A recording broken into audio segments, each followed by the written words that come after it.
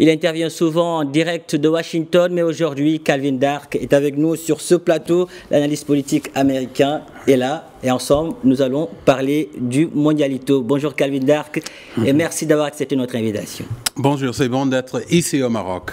Excellent. Alors, je le disais, en venant, vous êtes passé par les grandes artères de la ville du Détroit, de Tanger. Vous êtes passé par le grand stade de Tanger. Du point de vue organisationnel, qu'est-ce que vous avez vu? Est-ce que vous êtes rassuré? Qu'est-ce que vous avez vu qui vous a le plus marqué? Oui, je suis rassuré et je suis un peu jaloux du progrès que je vois, surtout ici à Tanger.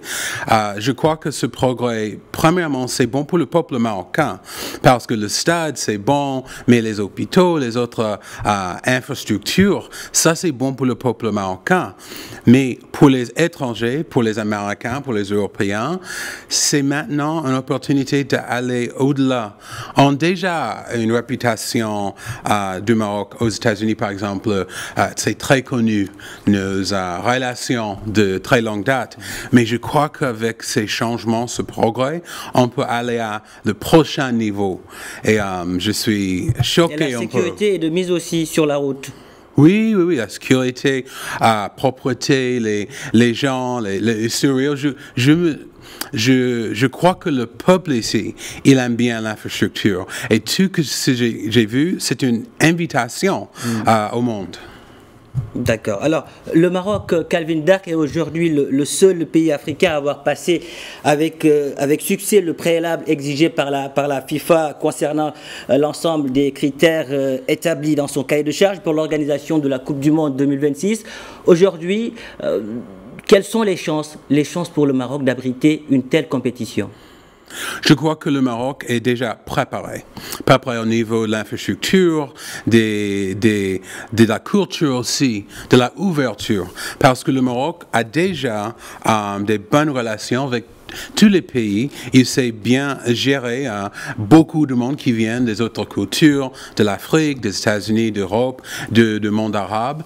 Et ça, c'est pas nouveau. Mais je crois que si tu mélanges tout, l'infrastructure, le progrès et la réputation que le Maroc a déjà, ça, c'est la tempête parfaite, comme on dit en anglais, pour vraiment aller à ce nouveau niveau d'engagement avec le monde. En d'autres termes, vous voulez dire que le Maroc a l'art d'organiser les grandes compétitions internationales? Oui, et plus que ça. Et je crois que même les gens qui connaissent le Maroc, quand ils voient toute cette infrastructure, ils vont penser des autres possibilités, des autres opportunités au-delà de ce qu'on voit maintenant. Alors, je crois que c'est un peu un début.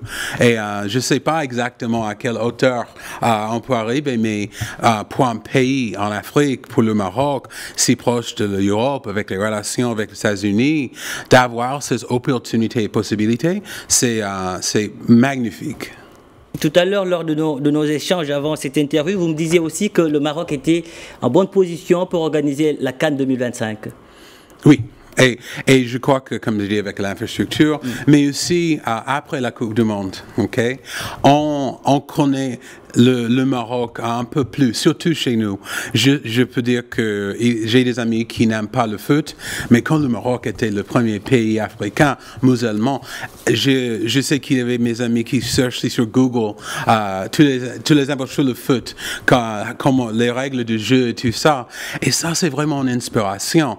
Alors, je crois que cette inspiration, avec ce plan stratégique pour avoir cette infrastructure, c'est ça la recette pour ce que le Maroc peut faire à l'avenir. Excellent. Alors, vous l'avez dit, les infrastructures sont là, mais il y a également le réseau, le transport qui est extraordinaire. Vous l'avez vu, vous avez pris Al Bouraq, vous avez pris également l'Aram. Sur ce point également, on peut dire que le Maroc est fin prêt pour accueillir toutes les grandes compétitions. Oui, parce que surtout avec la RAM, parfois je me sens comme ambassadeur de la RAM parce que j'habite à Washington et je dis à tous mes collègues, il y a un vol direct à Washington à Casablanca. Beaucoup de gens ne savent pas que le Maroc c'est si proche. Et surtout avec Al Borak, je suis très jaloux parce qu'on n'a pas un transport, surtout au niveau des trains, comme ça aux États-Unis. Alors je crois que le Maroc fait beaucoup de progrès, un peu de progrès que je veux voir chez moi. Excellent. En tout cas, Calvin Dark, merci. Merci pour toutes ces précisions. Merci d'avoir répondu à nos questions. Merci.